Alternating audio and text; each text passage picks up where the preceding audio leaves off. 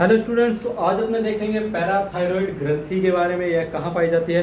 तो पैराथायरॉयड ग्रंथि पढ़ने से पहले आप थायरॉयड ग्रंथि वाली जो क्लास है उसको देख लेना। अगर देख लिया तो बहुत अच्छी बात है, अगर नहीं देखी है तो आप देख लेना, क्योंकि इससे आपको जल्दी समझ में आएगा कि पैराथायरॉयड ग्रंथि है वो थायरॉयड ग्रंथि के ऊपर पाई जाती है। इतनी बात है कि जैसे अपने बोला था कि इस प्रकार से थायरॉयड ग्रंथि की संरचना थी। जैसे यहाँ पर बीच में इस प्रकार से श्वसन नली थी और बीच में कुछ तंतुओं से यह जुड़ी हुई थी थायरॉयड ग्रंथि। तो अब क्या है, पैराथायरॉयड ग्रंथि है वो 4 जोड़ी होती है। 4 जोड़ी का मतलब यानी 8 ग्रंथियाँ होती है जो इसके ऊपर यानी पश्च भाग में पाई जाती है, साइड वाले भाग में पाई जाती है। तो अब क्या है कि ये इसके ऊपर पाई जाती है पैराथायरॉयड ग्रंथि, और इसके हार्मोन को बोलते हैं पीटीएच यानी पैराथायरॉयड हार्मोन बोलते हैं। तो इसको थोड़ा साफ कर लेते हैं।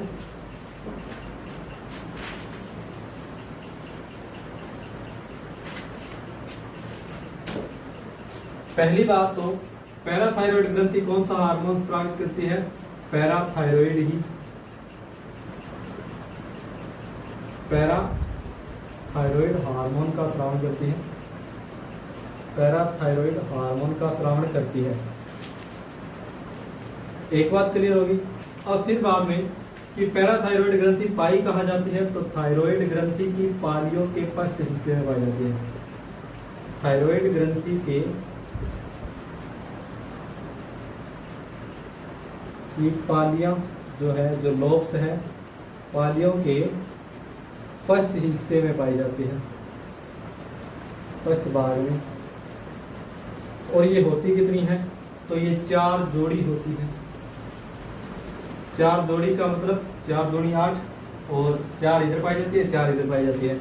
तो फिर इसके बाद में देखेंगे कि ये हार्मोन ये स्रावन करती है, इसे पीटीएच या पैराथायरॉयड हार्मोन ही बोलते हैं। फिर इसका कार्य क्या है, इसका कार्य है कि यह कैल्शियम और फास्फोरस यानी शरीर में जहाँ कैल्शियम और फास्फोरस पाया जाएगा उसका अवशोषण करवाता है यह, और उसका पाचन भी करवाता है, जिसे चयापचय बोलते हैं। चयापचय बोलते हैं, यानी यह कैल्शियम और फास्फोरस का अवशोषण और चयापचय में सहायक है। अवशोषण और चयापचय में सहायक है। फिर इसके बाद में बात करते हैं आगे।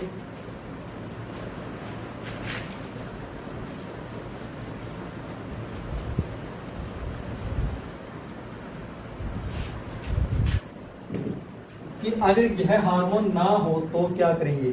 अगर शरीर में इसकी कमी हो जाए या यह ज्यादा हो जाए, यानी हार्मोन तो दोनों कार्य कर सकता है, यानी इसकी कमी भी हो सकती है यानी अधिकता भी हो सकती है। अगर इसकी अधिकता हो जाए तो क्या होगा भाई, हड्डियां गलने लग जाएगी। क्या होगा, हड्डियां गलने लग जाएगी। और इस रोग को क्या बोलते हैं, इस रोग को बोलते हैं ऑस्टियोपोरोसिस बोलते हैं, ऑस्टियोपोरोसिस।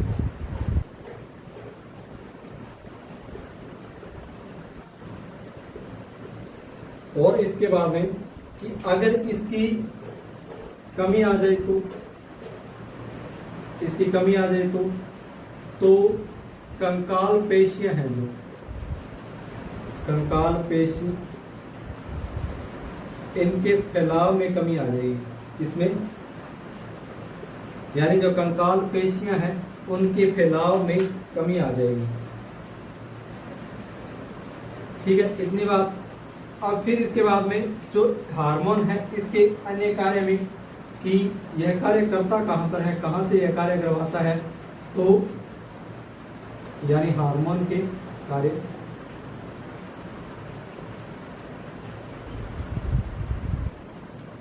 एक तो यह रुधिर में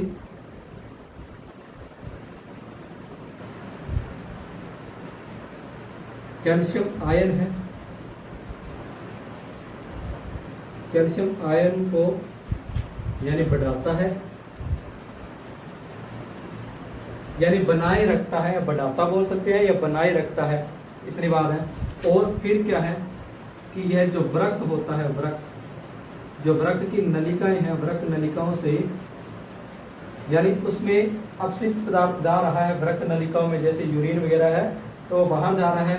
अगर उसमें कैल्शियम आयन या फास्फोरस आयन है तो उसको क्या करेगा, पुनः अवशोषण करवाएगा।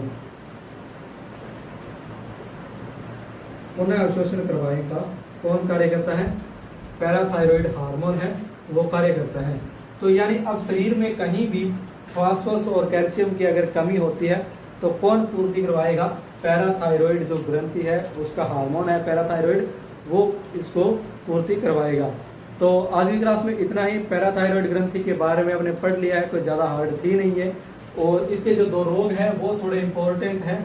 जो अधिकता है इससे ऑस्टियोपोरोसिस रोग होता है, और जो कंकाल पेशी में फैलाव की कमी आ जाती है, इसकी कमी से पूछ लिया जाता है कि पैराथायरॉयड ग्रंथि की यानी अगर कमी हो जाए पैराथायरॉयड हार्मोन की तो फिर इससे क्या रोग होगा, तो इसके बारे में पूछ लिया जाता है। तो शरीर में प्रभाव पूछ लिया जाता है।